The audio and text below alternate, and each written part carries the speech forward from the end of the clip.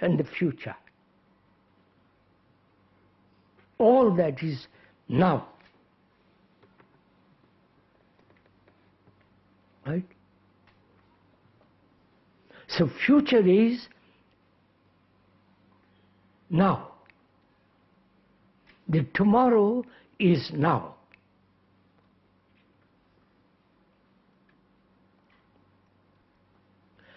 And is thought one of the factors of conflict. Right? We're examining, we're looking into it. We're not stating as dogmatic statement. We are asking whether thought, the whole process of thinking, is that one of the basic causes of war, of conflict, which is also war, ultimately. Right? Therefore one has to inquire, as we did, into what is time. Time is the past, the present and the future. It's a continuous series of movements associated. So the time is the past, the present and the future. And that time is contained in the now.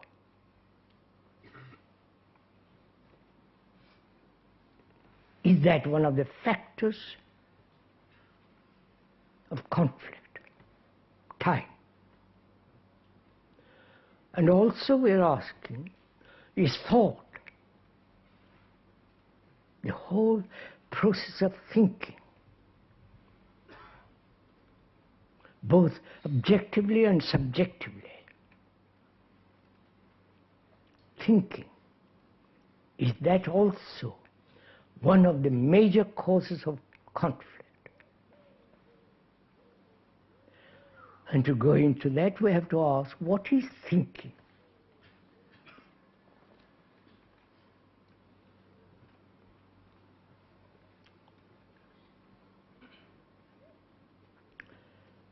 We spend our days and nights and years in thinking. All our actions are based on thinking. In our relationship with each other, thinking plays an immense part.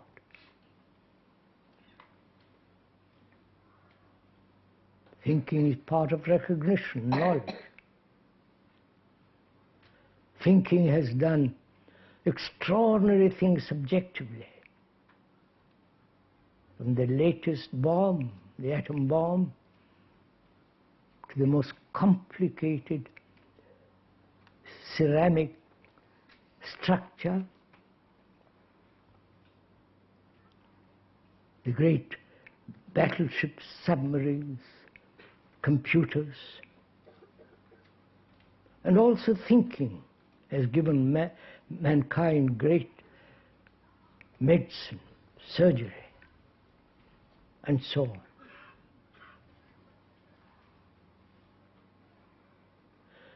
So we have to inquire, what is thinking?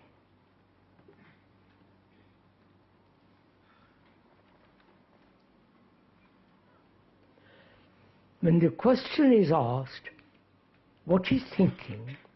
Are you thinking or listening to the question, what is thinking, and observe thinking? You've understood? Yes. No, don't think, please.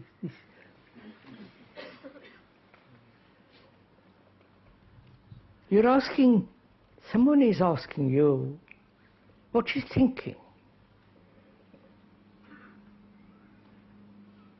Do you immediately find what is thinking, work at it, or inquire, search, or do you listen to the question?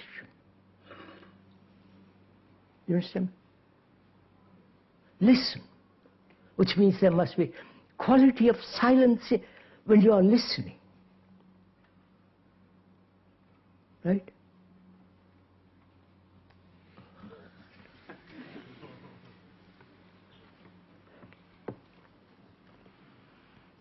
We're asking what he's thinking. Probably you've never asked this question of yourself, or perhaps the professionals have not written about it. Perhaps you're used to being told by the professionals what he's thinking, and then you will repeat. But that is not that prevents inquiry into what he's thinking. You're just merely repeating. That's not thinking. So what is thinking? What is the origin of thought? The thought that has put man on the moon, the thought that has divided the world into nationalities, the thought that has made wars, the thought between you and your wife and husband, girl, boy, and so on. What is this enormous energy of thought?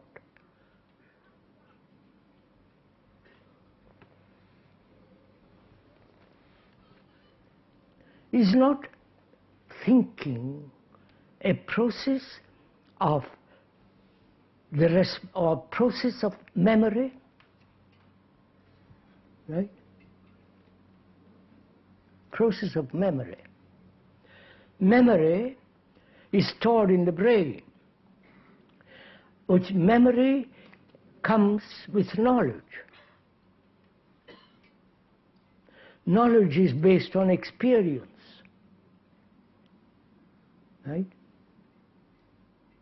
All scientific knowledge is based on experiment, theories, hypothesis, knowledge.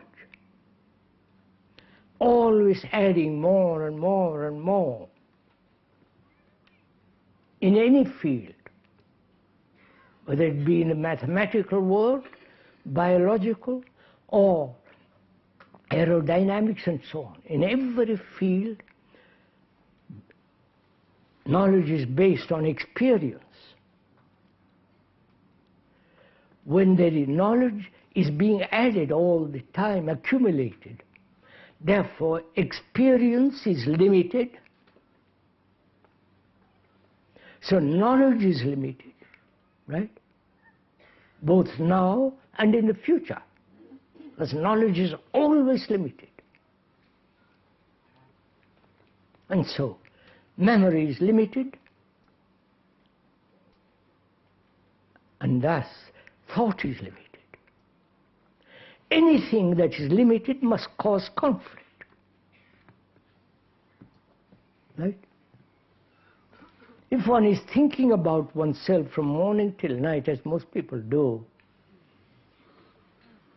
their worries, their problems, their like and dislike, they're perpetually concerned with their own self. That's a very, very limited way of living. And therefore, that which is limited must inevitably cause conflict. When Britain says, we are British, it's very limited. And therefore, they're perpetually at war with they've lost empires, all that business. France is limited, and so every country wanting security creates boundaries of thought, culture, language, and therefore is limited. So every form of limitation must inevitably cause